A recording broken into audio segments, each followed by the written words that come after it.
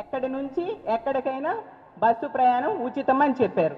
ఇప్పుడు తీసుకుంటే 16 రకాల బస్సులుంటే కేవలం 5 రకాల బస్సుల్లోనే ఉచితం అంట. మహిళల ఆశల్ని బస్సు టైర్ల కింద తొక్కి పడేశారు. శ్రావణ మాసం శుక్రవారం, అలాంటి రోజు మహిళల్ని దారుణంగా మోసం చేయడం ఎంతవరకు సమంజసం? ఈ కూటమి ప్రభుత్వంలో చాలా మంది మహిళా ఎమ్మెల్యేలు ఉన్నారు, మహిళా మంత్రులు ఉన్నారు.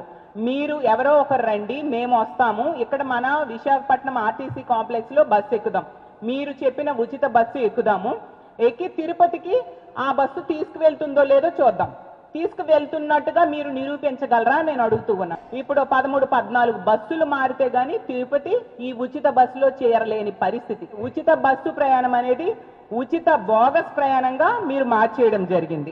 ప్రభుత్వ నియంతృత్వాన్ని ప్రశ్నిద్దాం. సాక్షి టీవీపై జరుగుతోన్న దమనకాండను అడ్డుకుందాం.